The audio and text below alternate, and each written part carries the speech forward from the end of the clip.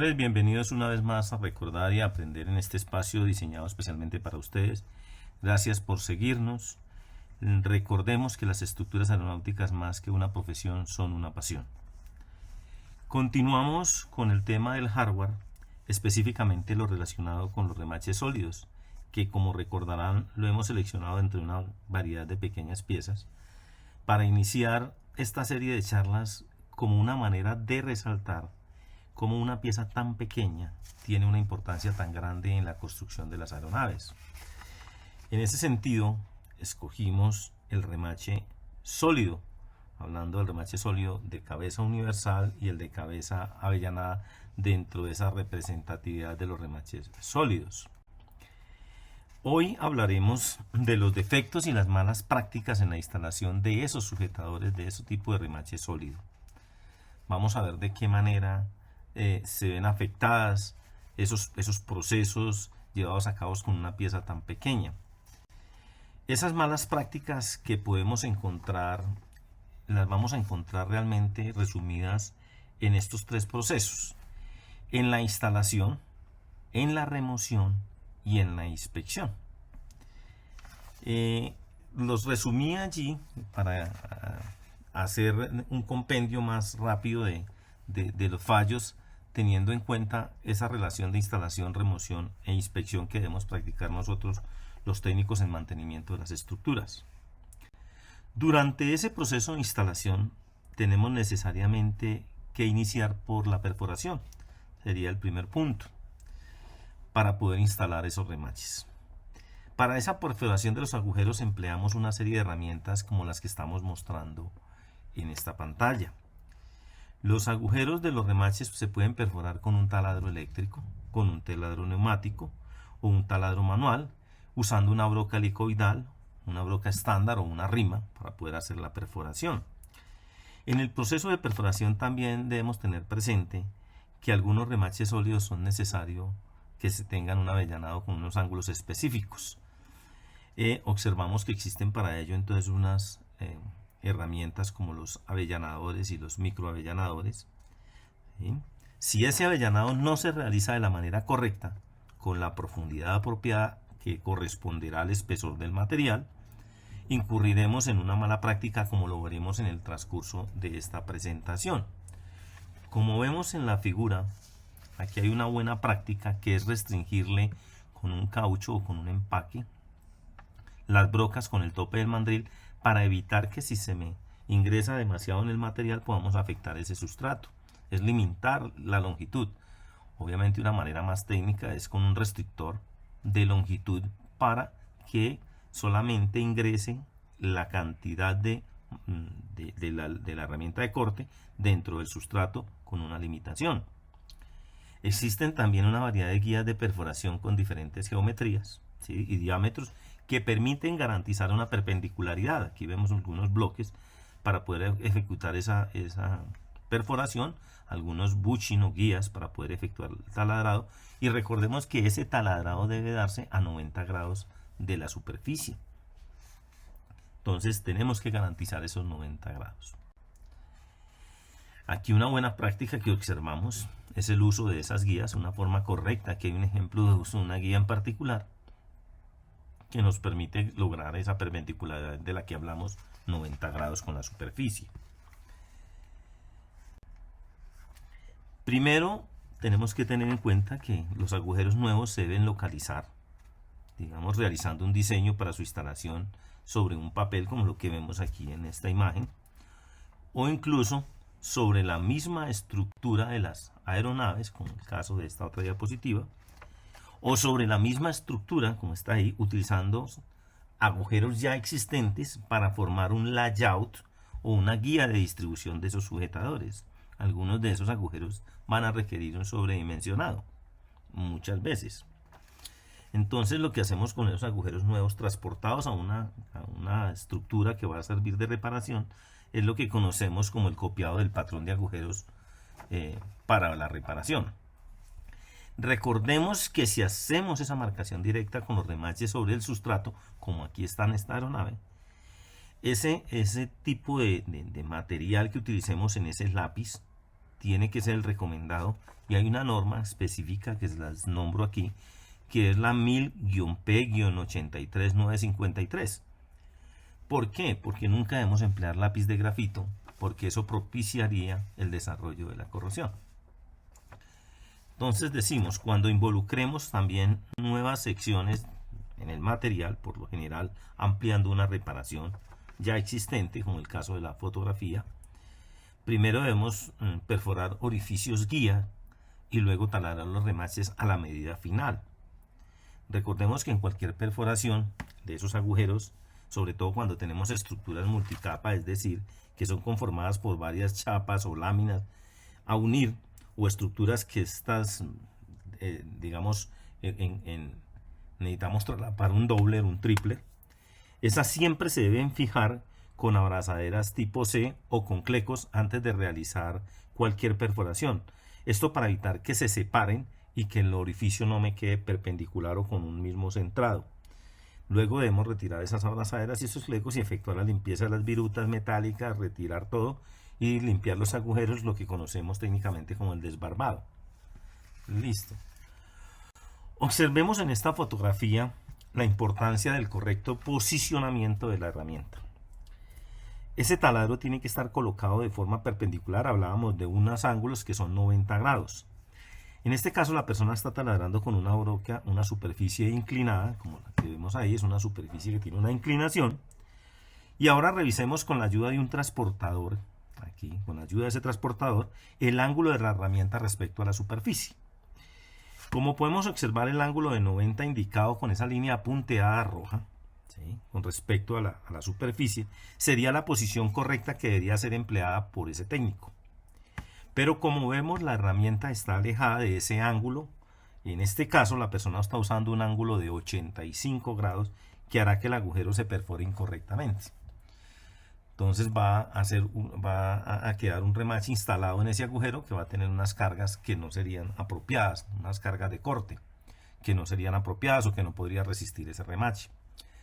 ¿Por qué? Por la mala apertura o la mala perforación ejecutada por el técnico.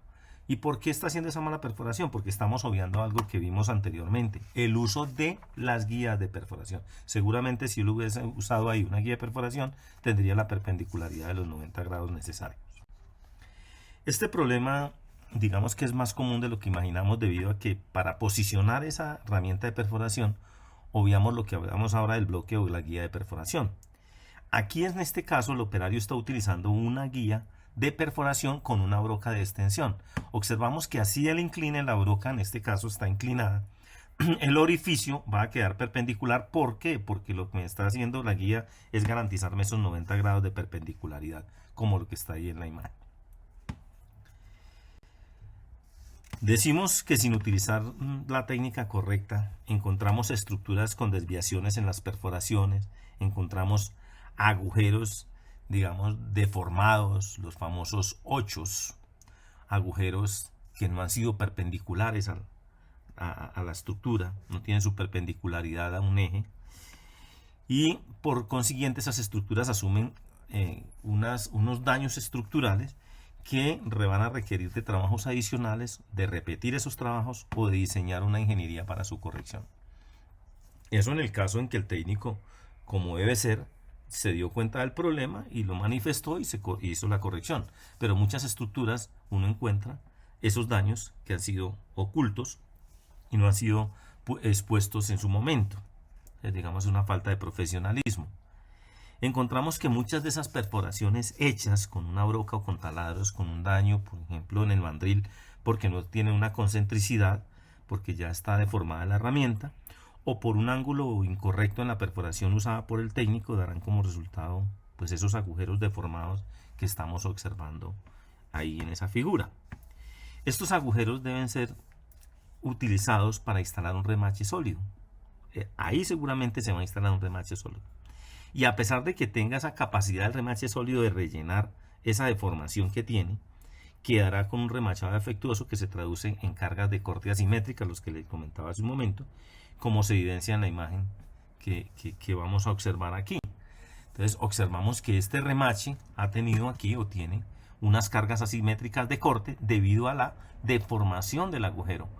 y pues obviamente lo que va a traducirse eso con el tiempo es en grietas alrededor de los agujeros, o que el remache realmente no asuma la capacidad de carga para la cual está diseñado en ese sentido.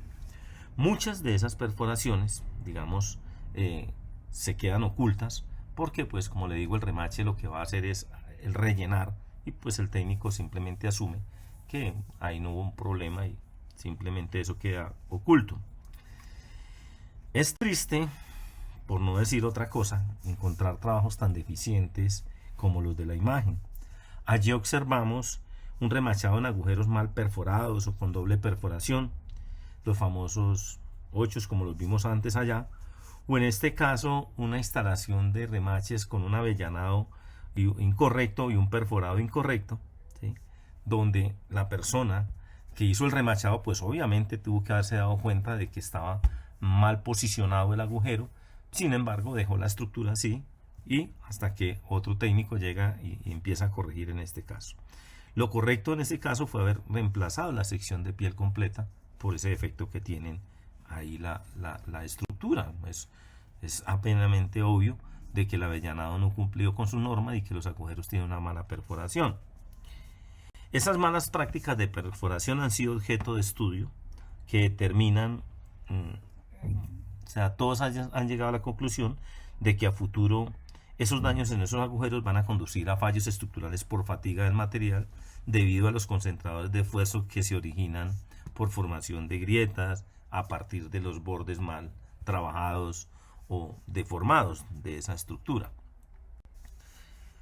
Otros daños causados durante la perforación de los agujeros son los famosos rasguños o rayaduras en el sustrato, es decir, en las láminas, causados principalmente por las herramientas de corte, porque se deslizan, digamos, con un movimiento incontrolado, y observamos entonces esos daños que se pueden ser muy insignificantes, pero si los analizamos al microscopio muestran una degradación importante del material, como lo vemos aquí con 30 aumentos o con 200 aumentos, y estos daños se relacionan también con daños por fatiga, con aparición de grietas, y estas con mayor velocidad de propagación en estructuras sometidas a cargas de presurización. Una lámina en un sistema de presurización con este tipo de rayaduras debe ser reemplazadas. No se pueden dejar de esa manera.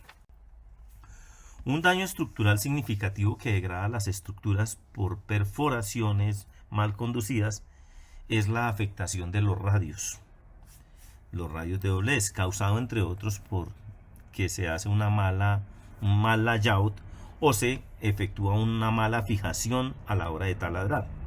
Esto lleva a tener que corregirse en esos daños hacia los radios, digamos suplementando una estructura como la que se muestra aquí en la imagen de la derecha, suplementando para alejar el remachado de ese radio o para alejar la cabeza de taller o de fábrica según la necesidad, como un método de reparación más económico. Entonces, obviamente, pues eso no es lo que quiere, uno necesita un layout, y obviamente aquí había espacio suficiente en la imagen de la izquierda para haber hecho una perfecta perforación. En ese daño como tal, pues lo más correcto fue que el técnico reportara que quedó mal y haber corregido el problema reemplazando la estructura. Otro daño, digamos, relevante causado durante la preparación de los agujeros tiene que ver con el origen digamos, que el técnico pasa por alto al no verificar lo que pueda existir al otro lado que no es visible de la estructura cuando está perforando, o al no detallar el diseño o el patrón del remachado más adecuado y que le queda muy cercano a una estructura que puede afectar. Entonces esa herramienta de corte pues va a afectar las estructuras adyacentes porque no deje las distancias correctas, porque no me cercioré de lo que había al otro lado, y así como los que estamos mostrando en esta imagen, son unos daños que realmente son una serie de malas prácticas, y observamos en ellas una combinación de remaches sólidos con remaches ciegos, algo que no tiene razón de ser, remaches con un aplastamiento demasiado y no tiene las alturas de cabeza correspondientes, unos daños como vemos aquí en esta imagen aumentada a la derecha por las herramientas de corte, remaches inexistentes, agujeros que fueron perforados pero no fueron colocados, uno remachado con cabeza de taller que se sale de todo parámetro, no es aceptable, no cumple ningún estándar.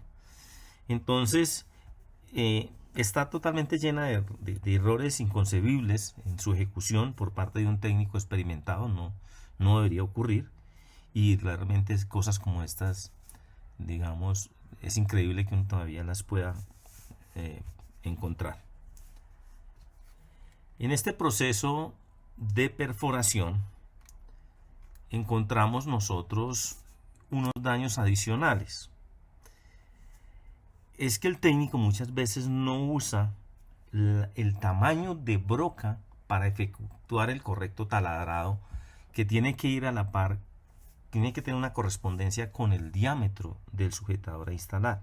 Es decir, tengo que hacer una selección apropiada de la herramienta de corte de acuerdo al diámetro del sujetador. Existe información como la que les muestro aquí, tomada la del lado izquierdo, de la 1-1A-8 y de la práctica estándar NACM 47196, donde me especifica cuáles serían los diámetros de broca, en este caso, alfabética numérica, para efectuar el perforado de esos agujeros. Aquí debemos recordar de que existen algunas medidas de ese diámetro que son todas en 32, pero cuando se trata de elongaciones en los agujeros tenemos unas medidas en 3, 5, 7, 11 y 13/32 para corregir esas, digamos, elongaciones o daños en los agujeros nominales. Vemos también que existen prácticas aprobadas para la instalación de los remaches en estructuras inclinadas, donde a mayor diámetro de remache, menor será el ángulo permitido de inclinación de la cabeza de taller, y para ángulos mayores será necesario realizar incluso un mecanizado, digamos, lo que se conoce como un spot face, para poder ubicar el sujetador. Eso dependerá obviamente del espesor del material, pero es importante que recordemos esto. Como práctica habitual es que para ángulos mayores existe el sistema de spot face, para ángulos que sobrepasen los 5/16, para un remache de 5/16 que supere, por ejemplo, los 5 grados. Si es un remache de 3/32 permite 20 grados, pero si ya tengo una inclinación más grande, pues obviamente me va a tocar recurrir a un spot face.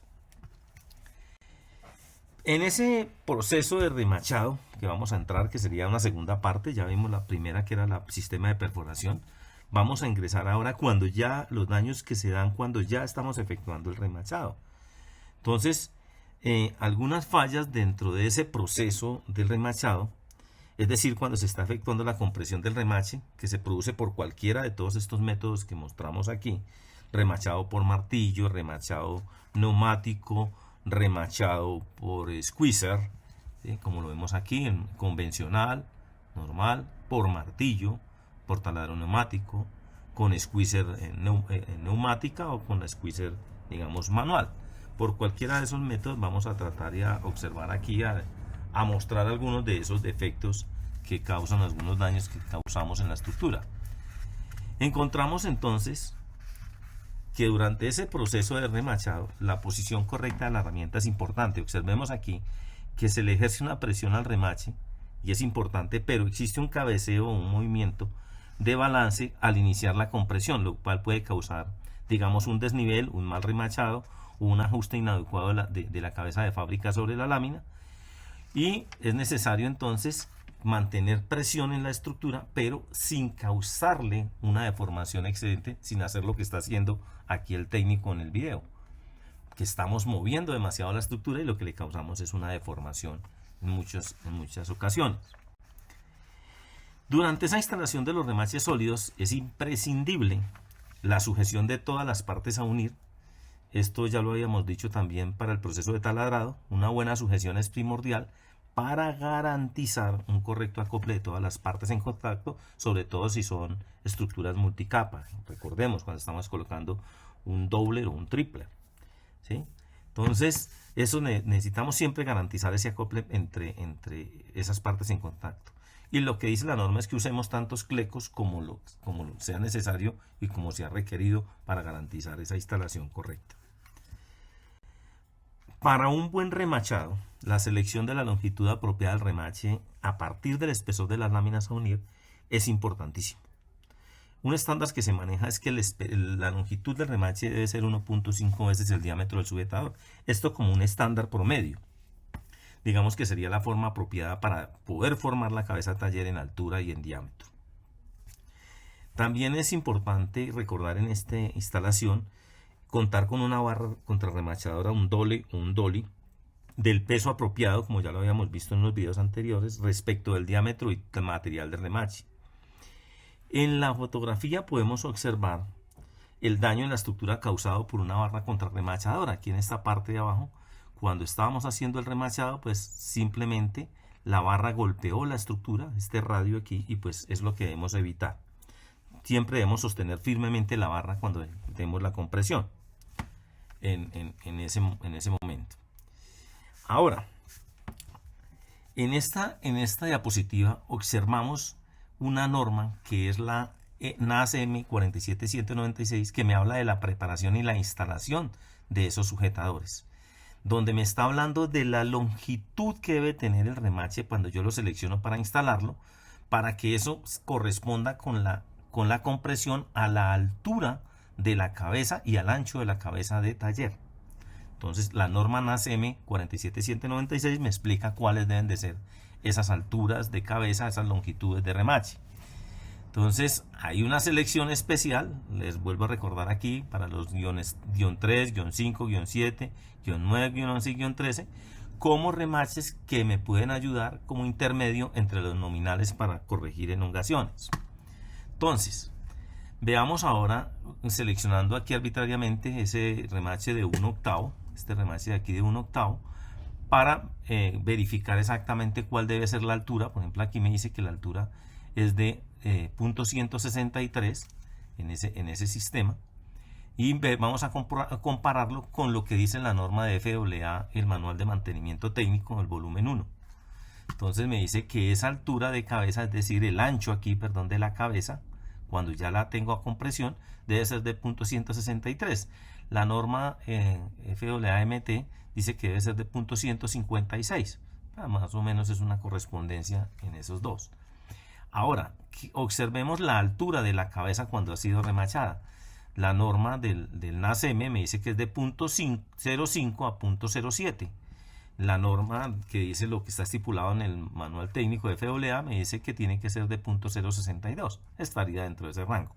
Como vemos, hacemos esta comparación de las normas para que veamos que pues no es más o menos congruente una con la otra, pero que tengamos varios documentos para poder tomar una decisión, o al menos tener claro de dónde salen esas alturas y esas dimensiones cuando hablamos de las longitudes. Entonces, estábamos hablando de que el técnico hace una selección inapropiada de la longitud y por eso la cabeza le va a quedar o más grande, más corta, más achatada, porque no hacemos la selección apropiada de acuerdo a estas tablas que están especificadas en los estándares de consulta.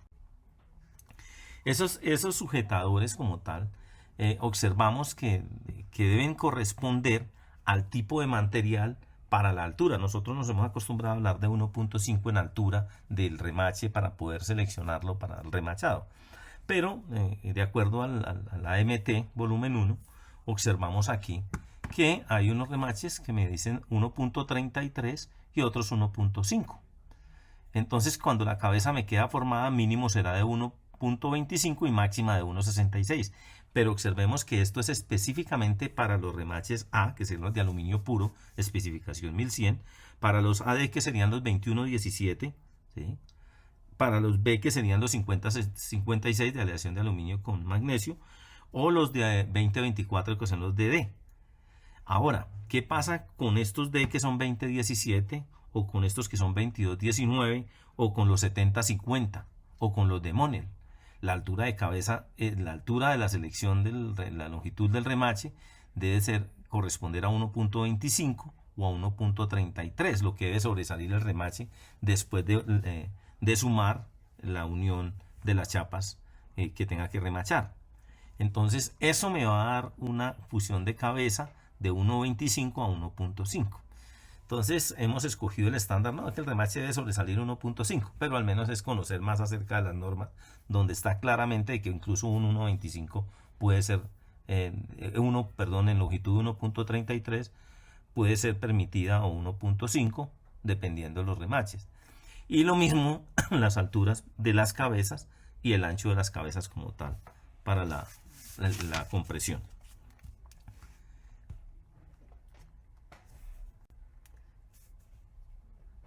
Ahora tenemos aquí una cantidad de errores durante el proceso de instalación.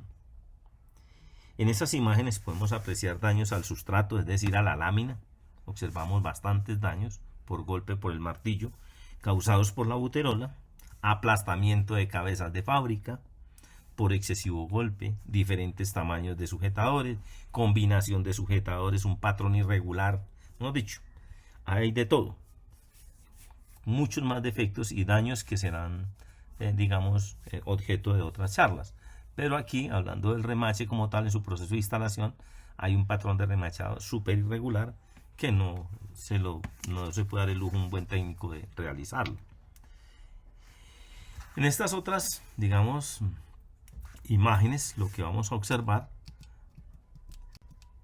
son un mal asentamiento de las cabezas de fábrica, una instalación que no debió darse con ese diámetro del remache, o que la cabeza del remache y el accionar de la buterola tuvieron una restricción para poder ejecutar el remachado. ¿Por qué? Por una falta de espacio. Como les digo, ahí estamos viendo un ángulo que tiene un perfil bulbo, donde vemos también un patrón súper irregular, un mal remachado, una mala formación de cabeza, una falta de asentamiento, una intercambiabilidad de sujetadores, ¿sí? Entonces, puede ser que esas irregularidades, el técnico, porque no tengo un acceso directo, allá no me doy cuenta, pero para eso uso unas observaciones indirectas a través de unos espejos para darme cuenta si quedó bien remachado o no. Entonces, volvemos al cuento.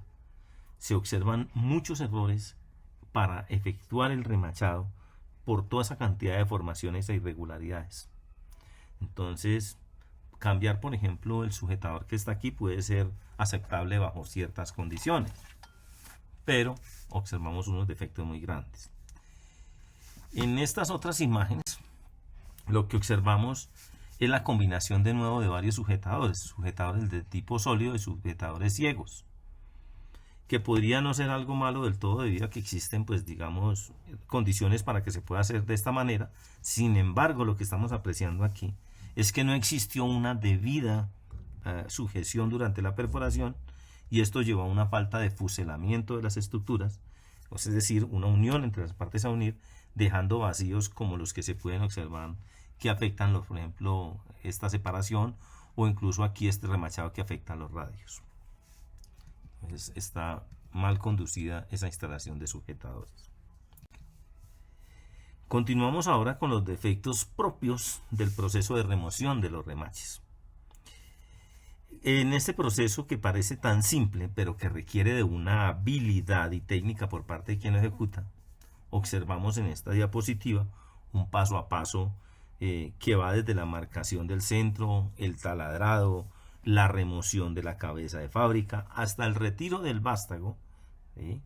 Y este proceso es, el que mayoritariamente se ejecuta cuando tengo que remover remaches sólidos. Al retirar esos remaches, se debe tener cuidado de no agrandar el orificio del remache, ya que obviamente eso requerirá el uso de un remache de mayor tamaño para reemplazarlo.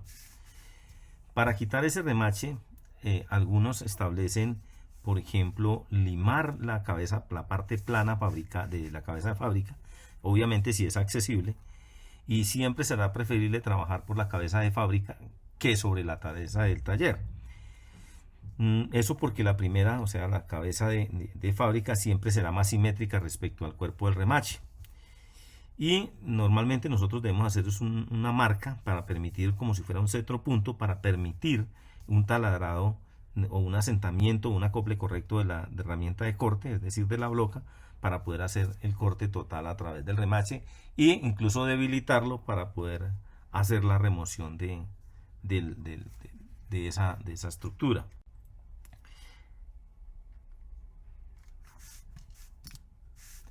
Dentro de ese proceso de remachado, observamos aspectos importantes como el que está mostrando aquí el video, que es una forma de ejecutar esa remoción, pero aquí tenemos que resaltar algunos aspectos.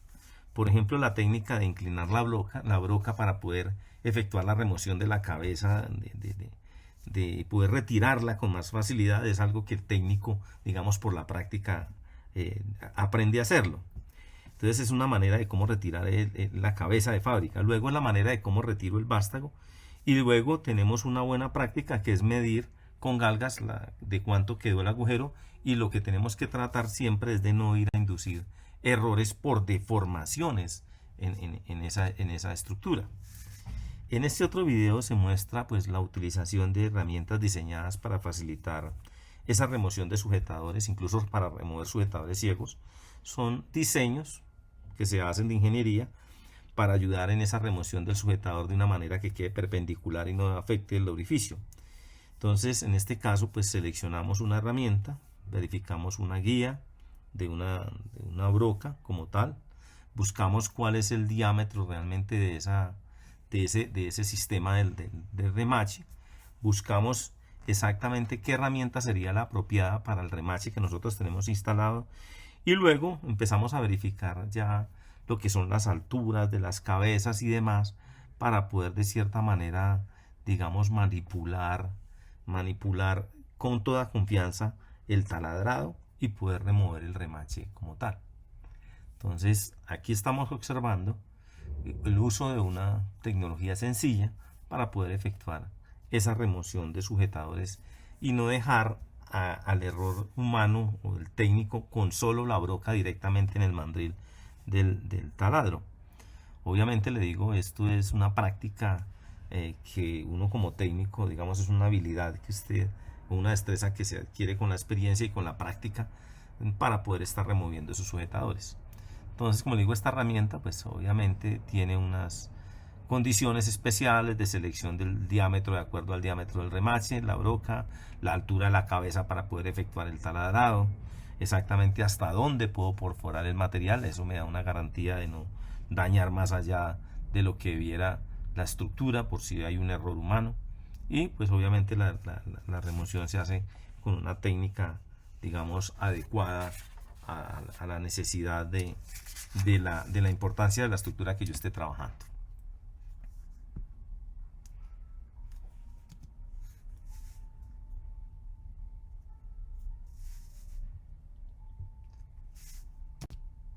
Bueno, entonces ahora pasamos a una práctica que sería la remoción de esos remaches de acuerdo a la práctica, a lo que está escrito, de acuerdo a esta FAA-H-8083, que es lo que les decía ahora, que uno debe limar la cabeza, volverla plana, facilitar un centro punto, hacer el taladrado y luego el retiro de la cabeza de fábrica y luego hacer la remoción del vástago.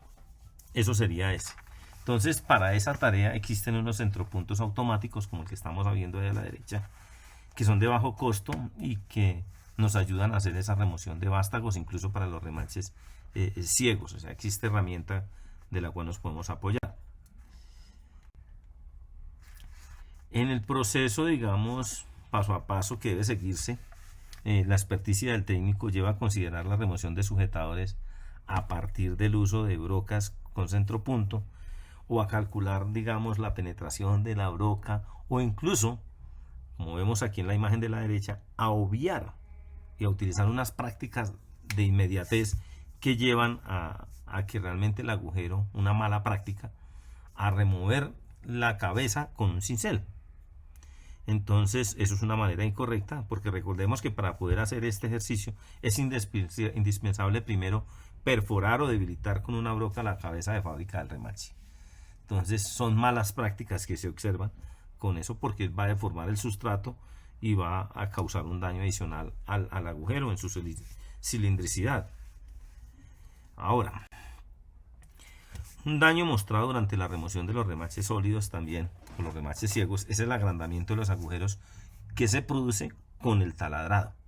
Entonces los agujeros los deformamos porque hacemos una remoción muy rápida sin tener cuidado, o porque las estructuras son muy débiles y no le damos la importancia a ese cuidado que tenemos que darle y resultamos en daños estructurales como los que observamos aquí. Una pieza que necesariamente debió ser cambiada, como en efecto tocó hacerlo para muchas partes en esta fotografía que está ahí a la derecha. En las siguientes diapositivas pues mostramos unos estándares que nos permiten identificar y detectar esas fallas, ¿sí?, que observamos en los remaches. Esta es la práctica estándar NAS M47196, de las que les he hablado constantemente, donde se especifica la detección de, en este caso aquí hay 12 fallas de remaches, ¿sí?, aquí en esta práctica estándar, donde tenemos daños de la cabeza por cantidad de aspectos, digamos, en la formación de la cabeza del taller, los daños que se le hacen a las cabezas de fábrica, ¿sí?, los daños que se le hace a la misma estructura al que estoy yo perforando. Entonces ahí identificamos 12 daños que están especificados en la NAS M47196, que los invito a consultar para poder identificar esos daños y ya en el caso práctico de la inspección, cómo llegar a identificarlos.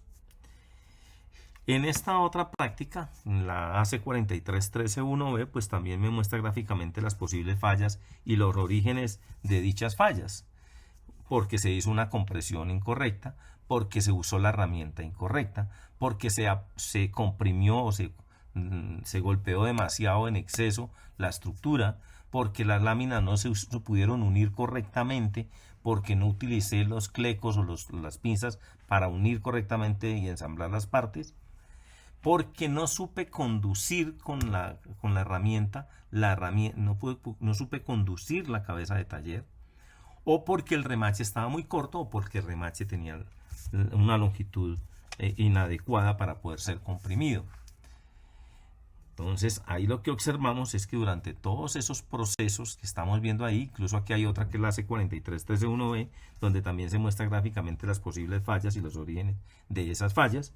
Todas las normas mostradas incluyen esa formación en las cabezas, de los daños en las cabezas, los daños por remaches flojos, las separaciones de unión, las dietas de los remaches, la mala formación de la cabeza, por lo que le decía yo, la mala selección de longitud o por los excesivos golpes. Todos esos procesos es importante distinguirlos dentro de ese ejercicio práctico del remachado.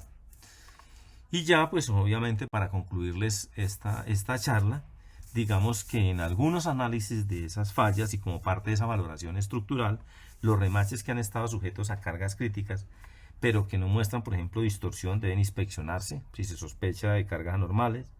Si no se puede detectar la falla de los remaches mediante una inspección visual, pues obviamente hay una técnica que es taladrar los remaches para poder analizar el vástago, o sea, perforar, quitar la cabeza, botar el vástago y examinar ese vástago y examinar el orificio para ver si hay signos de deformación, sobre todo cuando hay aterrizajes fuertes, exceso de turbulencias, gravedades excedidas en las aeronaves, y es una manera de identificar y ayudar a buscar con desalineación de agujeros o marcaciones en la estructura. Si los vástagos de los remaches tienen muescas o los remaches, digamos en este caso, deben reemplazarse por remaches más grandes, pues los orificios también tendremos que mirar que han sido alargados. Entonces, cuando encontramos un vástago con muescas, seguramente hubo una carga adicional y eso me va a llevar a que yo tenga que conducir el agujero a un diámetro más grande para cambiarlo posterior, ¿sí? Y porque obviamente hay una falla local. Entonces, debemos concluir recordando que un mal proceso de preparación del agujero de instalación del remache sólido incide en forma negativa en la resistencia estructural. Eso va a propiciar daños por fatiga con la formación de grietas que crecen pues debajo de las cabezas de los remaches, como está acá en esta figura, que se originan en los bordes de esos remaches, en los bordes puede ser por parte de la presión que ejercí en la compresión, ¿sí? Y obviamente muchas de esas grietas que están formándose a partir del agujero aparecen solamente, se harán visibles, digamos que de cierta manera, cuando ya la grieta tiene un tamaño determinado, ¿sí? Cuando se están formando a partir del agujero, pues digamos que el remache los oculta de cierta manera. Entonces, en cada uno de nosotros está hacer uso de las mejores prácticas para evitar las fallas que aquí vimos, algunas, porque pueden haber muchas más, y debemos mitigarlas y evitar que nunca ocurran y digamos que con estas imágenes es lo que tratamos de hacer. Señores, gracias, ha sido todo por hoy. Les agradezco el interés por estos temas. No olviden suscribirse al canal y activar la campana para recibir las notificaciones. Y recuerden que las estructuras aeronáuticas, más que una profesión, son una pasión. Los espero en el siguiente tema para que trabajemos algo muy importante, que se trata de los remaches fumados o los remaches trabajados, los famosos smoking rivet o working rivets. Muchas gracias por seguirnos y estoy presto a seguir dándoles parte del conocimiento adquirido durante toda mi carrera y mi profesión como estructurista. Gracias.